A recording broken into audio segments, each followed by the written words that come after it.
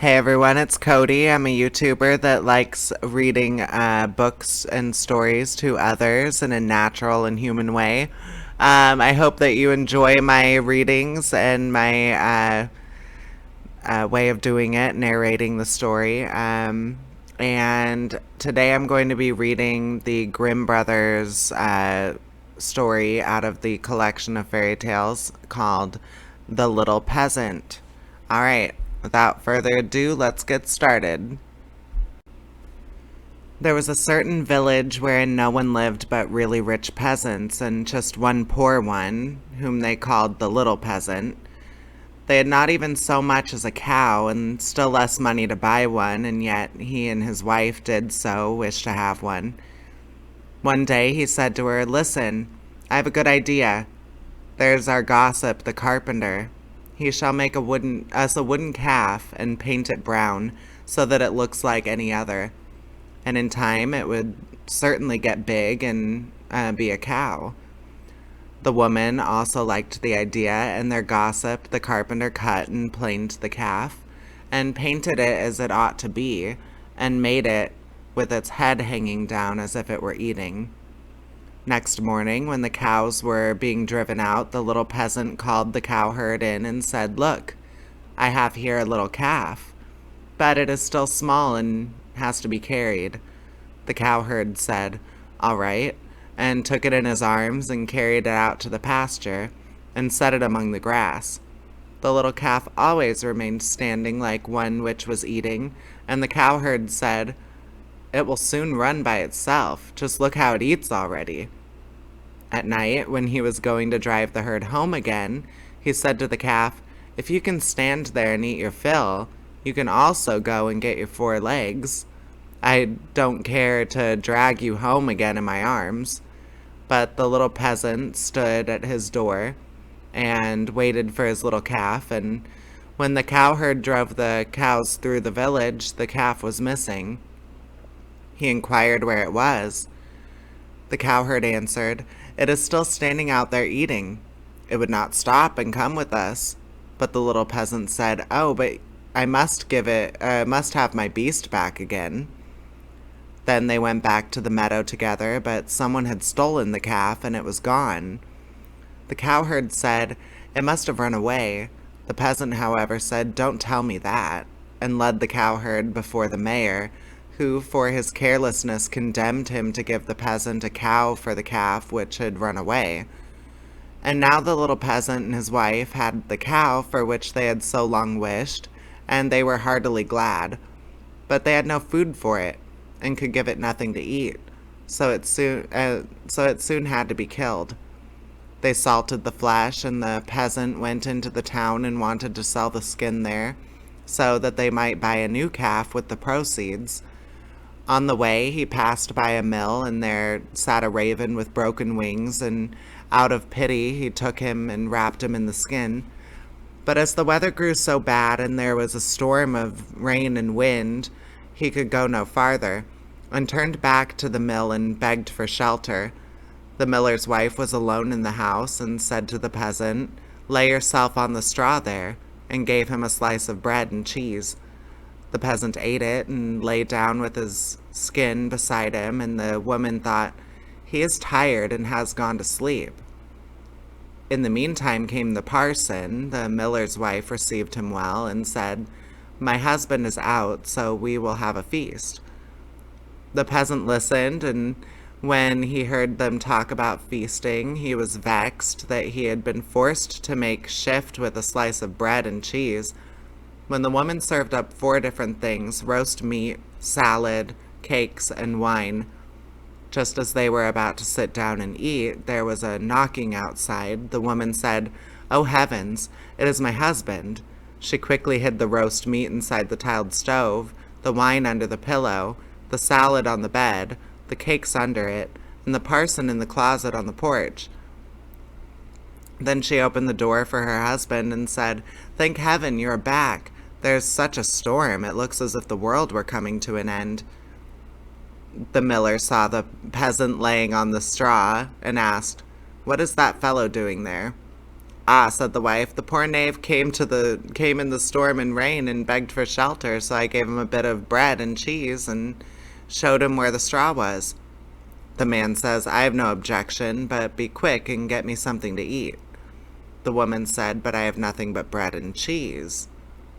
I'm contented with anything, replied the husband. So far as I'm concerned, bread and cheese will do, and looked at the peasant and said, come and eat some more with me. The peasant did not require to be invited twice, but got up and ate. After this, the miller saw the skin in which the raven was, laying on the ground, and asked, what have you there? The peasant answered, I have a soothsayer inside it. Can he foretell anything to me? Said the miller. Why not?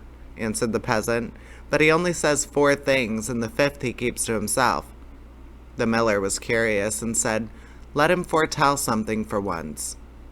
Then the peasant pinched the raven's head so that he croaked and made a noise like cur cur. The miller said, what did he say? The peasant answered, in the first place, he says that there is some wine hidden under the pillow. Bless me, cried the miller, and went there and found the wine. Now go on, said he.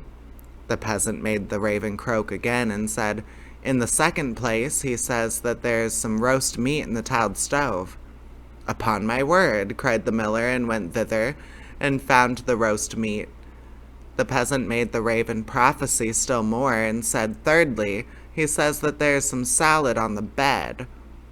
That would be a fine thing, cried the miller, and went there and found the salad.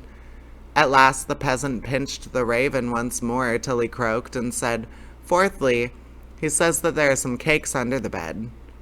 That would be a fine thing, cried the miller, and looked there and found the cakes. And now the 2 of them sat to the table together, but the miller's wife was frightened to death, and went to bed and took all the keys with her. The miller would have liked very much to know the 5th, but the little peasant said, first we will quickly eat the 4 things, for the 5th is something bad. So they ate, and after they bargained how much the miller was to give for the 5th prophecy, they agreed on 300 talers. Then the peasant once more pinched the raven's head till he croaked loudly. The miller asked, what did he say? The peasant replied, he says that the devil is hiding outside there in the closet on the porch. The miller said, the devil must go out, and opened the door, and then the woman was forced to give up the keys, and the peasant unlocked the closet. The parson ran out as fast as he could, and the miller said it was true. I saw the black rascal with my own eyes. The peasant, however, made off next morning by daybreak, and with the 300 talers. At home, the small peasant gradually launched out, built a beautiful house, and the peasant said, the small peasant has certainly been to the place where golden snow falls, and people carry the gold home in shovels. Then the small peasant was brought before the mayor and bidden to say from whence his wealth came. He answered, I sold my cow's skin in the town for 300 talers. When the peasants heard that, they too wished to enjoy this great profit, and ran home, killed all their cows, and stripped their skins off in order to sell them in town to the greatest advantage. The mayor, however, said, but my servant must go first. When he came to the merchant in the town, he did not give her more than 2 talers for a skin, and when the others came, he did not give them so much, and said, what can I do with all these skins? The peasants were vexed that the small peasant should have thus outwitted them, wanted to take vengeance on them, and accused him of this treachery before the mayor. The innocent little peasant was unanimously sentenced to death, and was to be rolled into the water in a barrel pierced full of holes. He was led forth, and a priest was brought who was to say a mass for his soul. The others were all obliged to retire to a distance, and when the peasant looked at the priest, he recognized the man who had been with the miller's wife. He said to him, I see you free from the closet, set me free from the barrel. As this same moment came up came a flock of sheep, and the very shepherd whom the peasant had long been wishing to be mayor. So he cried with all his might, "No, I will not do it. If the whole world insists on it, I will not do it." The shepherd, hearing that, came up to him and asked, "What are you about? What is it that you will not do?" And then the peasant said, "They want me to be mayor, or they want to make me mayor if I will but put myself in the barrel, and I will not do it." The shepherd said, "If nothing more than that is needful in order to be mayor, I would get into the barrel at once." The peasant said, "If you will get in, you will be mayor." The shepherd was willing and got in, and the peasant shut the top down on him. Then he took the shepherd's flock for himself and drove away. The parson went to the crowd and declared that the mass had been said. Then they came and rolled the barrels toward the water. When the barrel began to roll, the shepherd cried, "I'm quite willing to be mayor." They believed no otherwise than that it was the peasant who was saying this, and answered, "That is what we intend, but first you shall look about you a little down below there," and they rolled the barrel down into the water. After that, the peasants went home, and as they were entering the village, the small peasants also came in quietly, driving a flock of sheep and looking quite contented. Then the peasants were astonished and said, "Peasant, from whence did you come? Have you come out of the water?" "Yes, truly," replied the peasant. "I sank deep, deep down until at last I had got to the bottom. I pushed the bottom out of the barrel and crept out, and there were pretty meadows on which a number of lambs were feeding, and from thence I brought this flock away with me." Said the peasants, "Are there any more there?" "Oh yes," said he, "more than I could want." Then the peasants made up their minds that they would too fetch some sheep for themselves, a flock apiece. But the mayor said, "I come first." So they went to the water together, and just then there were some of the small fleecy clouds in the blue sky, which are called little lambs, and they were reflected in the water, whereupon the peasants cried, "We already see the sheep down below." The mayor pressed forward and said, "I will go down first and look about me, and if things promise well, I'll call you." So he jumped in. Splash went the water. It sounded as if he were calling them, and then the whole crowd plunged in after him as one man.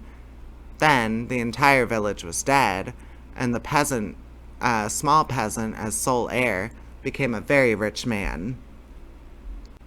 And that's the end of that story. I hope you enjoyed it. I hope that you subscribe to the channel and check out all of the other stories that I'm putting up every day. I appreciate everyone that's been showing support and is interested in this channel and bringing stories to people. All right, take care, everyone. Bye-bye.